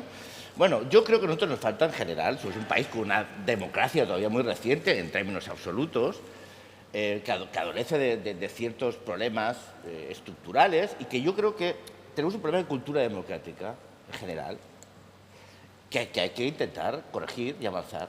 Y para mí, por ejemplo, más democracia no significa más participación en los procesos de decisión, sino un mayor control de los procesos de decisión a los legisladores, con una exigencia social de eso, de más transparencia, de más rendimiento de cuentas, de más responsabilidad en los decisores, ¿no? Bueno, Iván, pero yo es que soy de vieja, ya ves que soy de vieja. Sí, yo estoy básicamente de acuerdo, pero también, hablando de rendimiento de cuentas, hablando de transparencia, se puede producir algo análogo a lo que estamos hablando sobre la participación. Y esto yo creo que todos lo vivimos todo el rato. Cuando yo digo, cuando hablo del concepto de ilustración digital, ¿no? y de alfabetización digital, es decir, que seamos conscientes, que tengamos la información de cómo funcionan las cosas, claro, lo que no se trata es de que solo tengamos información, porque información hay abrumadoramente disponible para todo el mundo. Pero mira, citando al propio Chulhan, a mí hay una frase que me gusta mucho, me parece que se llamaba La sociedad de la transparencia o algo así, que decía algo así como la sobreinformación o la sobreabundancia de información no produce verdad, ¿no? Y es verdad que produce exactamente lo contrario, es decir, una sobreabundancia de información no seleccionada, no selectiva, no bien canalizada, al final lo que produce es mucha más confusión que la que se tenía previamente. Así que hay que tener cuidado también sobre cómo se funciona en el término de transparencia. Bill Chulhan también decía que la transparencia es fruto de la desconfianza. Solo exigimos máxima transparencia cuando tenemos una máxima desconfianza. Bueno, igual lo que habría que corregir es por qué desconfían tanto los ciudadanos de los políticos, ¿no? Pero algo tiene que haber, sí, ¿no? Yo creo en la transparencia, pero con una transparencia eficiente, es decir, los portales de transparencia. Muchas veces para encontrar lo que buscas es imposible. Sí, totalmente. Está, sí, pero encuéntralo. ¿Por qué? Porque el objetivo es que no lo encuentres. No, es que tengo un portal de transparencia. Claro, muy bien, busca ahí, a ver nada, bueno, si lo encuentras. Y también que es muy interesante que hemos llegado al turno de preguntas para hablar de este concepto de la infoxicación que ha hecho fortuna en los últimos años, pero que de hecho liga mucho con lo que decís de la transparencia. Citabais ahora, os cito un caso, Francesc Torralba, que es un filósofo muy interesante que específicamente se dedica al ámbito catalán de reflexión, pero ha hecho algunos libros interesantes también en castellano. Uno era ¿qué cantidad de transparencia somos capaces de digerir? Decía en un libro, ¿no? ¿Hasta qué punto podemos digerir esa transparencia? Y ahí me recordaba una mítica serie, ya que hablamos de series, que basada en un libro que era Yes Minister, ¿os acordáis? Sí, ministro, que el año 84, primer capítulo del libro, luego serie, se titulaba Open Government, gobierno abierto, ¿no? Es decir, los ingleses ya hacían coña del gobierno abierto en el 84. Es decir, ya la solución se planteaba así, no quiero hacer spoiler, bueno, han pasado unas cuantas décadas, algún siglo incluso, pero el caso es, la coña iba acerca del ministro que pensaba que con la transparencia y el gobierno abierto ya se iban a arreglar sus problemas. Año 84, estamos ahora en algunos momentos con este debate aquí, ¿no? Bueno, el micro ya va solo porque hay un montón de preguntas. Os voy a pedir que preguntas breves y focalización en alguno de los miembros de la mesa, eso sí. ¿Dónde está la bolita? Ahí. Adelante. Sí, bueno. Vuestro nombre y la pregunta, ¿quién la dirigís? De la universidad soy profesor asociado de Autónoma de la Batería de Barcelona. Bueno, es una pregunta de reflexión sobre el tema de regulación digital y el tema de las redes. Yo creo que el tema del insulto en esto que habéis llamado organización, no creo que será un neologismo, está un poco sobrevalorado, sinceramente. Y salvo el caso de Jordi Cañas, que ya nació con un apellido predestinado a ser una carrera, ¿no? Yo os explico una pequeña anécdota para entender un poquito que esto que decíais del comportamiento de la gente en las redes es algo así como cuando un hooligan de fútbol se va al campo de fútbol, se pone la camiseta y a lo mejor es una cosa normal fuera del fútbol y cuando se va al campo de fútbol se convierte en un ser absolutamente impresentable, ¿no? es como una especie de esquizofrenia o de personalidad. Una breve anécdota. Yo soy activo en Twitter, bastante activo en Twitter, claro que lo sabe, María Aguilar también, nos conocemos desde hace tiempo, y he sido muy crítico con el tema de los processos en Cataluña. Y una vez en un pueblo de la Cataluña interior, en Navidad, en una especie de representación esta de pesebre de vivientes en un pueblo y tal, me vino un chico y me dice, yo te conozco, claro, te sigo en Twitter, me dice, soy un hater, te insulto constantemente. Y yo dije, pues dice, ¿podemos hacernos una foto juntos? Y yo, sí, por supuesto. Entonces, para que veáis que hay un punto, claro, evidentemente anónimo, que es un tema muy interesante, el tema del anonimato, también de cómo se regula la responsabilidad. Y yo creo que el límite más importante del tema de las redes son los delitos de odio. Es decir, cuando pasamos de la libertad de expresión a temas ya más graves, pero pensar que la gente cuando te insulta, yo tengo la tendencia, por ejemplo, a cuando te insultan, si es muy grave, pues nada, los envío a su pueblo y ya está. Pero si no, les pongo corazones, por ejemplo, que es algo, o lo retuiteo, ¿no? Que es algo, por ejemplo, que hacía Rufián también, ¿no? Que es algo que desconcierta bastante a la gente. O sea que hay que saber dónde estás, en qué campo de fútbol estás jugando y saber que normalmente, insisto, salvo el caso de Jordi Cañas, la gente que te insulta en Twitter luego si te ve como aquellos perros, normalmente no son así. Perdona por la Gracias. No, está muy bien. Creo que es una reflexión interesante. Es una reflexión sobre lo del insulto, ¿no? que apuntábamos. Si queréis hacer apuntes sucinto, porque ahora tenemos unas cuantas. Tenemos que acabar en media sí o sí, eso sí, pero adelante. No, yo diría que sí y no. Sí y no. Es decir, que por un lado creo que sí genera un ambiente, es decir, que es capaz de generar un ambiente y una forma también de aproximarse al fenómeno político y al tratamiento hacia los responsables públicos en general. Es verdad que existe una especie de bifocalización, ¿no? de la gente que se comporta de manera diferente, pero bueno, también es verdad que dentro de las redes hay perfectos criminales. Quiero decir que es también el producto que ha generado el propio fenómeno de las redes sociales, es decir, que interactuamos con gente que antes estaban en la periferia de nuestras sociedades, con los que no teníamos ni siquiera interacción, y ahora la tenemos. Es decir, que un día cuando estás discutiendo con alguien en Twitter, pues no sabes si es un nazi de hogar social, que es que lo puede ser perfectamente. Antes eran minoritarios porque en una población de 30 y tantos millones de personas, 1000 nazis son nada, son la nada, pero claro, es que 1000 nazis, claro. Pero 1000 nazis funcionando en redes sociales generan tendencia. ¿Aquí más preguntas? Vuestro nombre, por favor. Sí, Francisco Torregrosa. Francisco, adelante. Comentabais antes que hay una aspiración que es la de tener autosuficiencia o independencia digital frente a grandes compañías de otros continentes, de otros países, o incluso países que tienen grandes intereses. ¿Hasta qué punto eso es una aspiración realista cuando tenemos dispositivos, todos, que ninguno está fabricado aquí ni cerca, con componentes electrónicos que se fabrican incluso más lejos, con software que controlan compañías de otros continentes muy poderosas, con redes desplegadas en nuestro territorio igualmente por otras compañías? Entonces, ¿hasta qué punto puede llegar a ser realista, poder regular o poder tener esa independencia digital que puede ser una aspiración estratégica a medio y a largo plazo como territorio nacional o como territorio compartido comunitario? Muy bien, muchas gracias. Pues una pregunta interesantísima. Más que realista, es necesario. Y otra cosa es si se puede y hasta dónde se puede llegar. Pero el planteamiento de la necesidad de una autonomía estratégica o de una soberanía estratégica es indispensable. Lo decíamos muy bien, el concepto de la brújula estratégica, que se está aplicando prácticamente a todos los debates en el Parlamento Europeo y en las instituciones europeas, son fruto de encontrarse de bruces con la realidad. Hay dos elementos que han descarnado y han, digamos, transformado dónde estamos. Fue la COVID, porque evidenció unos problemas en la dependencia absoluta en material sanitario, en productos sanitarios, en medicamentos, los cuellos de botella producidos por unos picos de demanda. O sea, dijo, aquí tenemos un problema.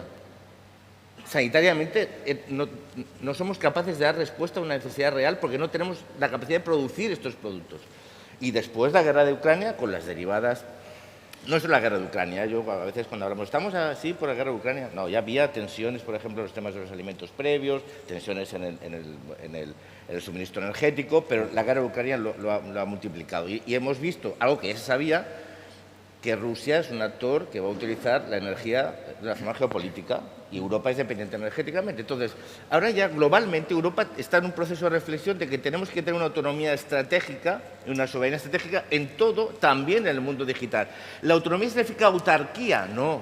Estamos en un mundo interconectado. Hoy en día la independencia, fíjate, en muchos aspectos significa tener muchas más dependencias, mucha más diversificación, para tener alternativa.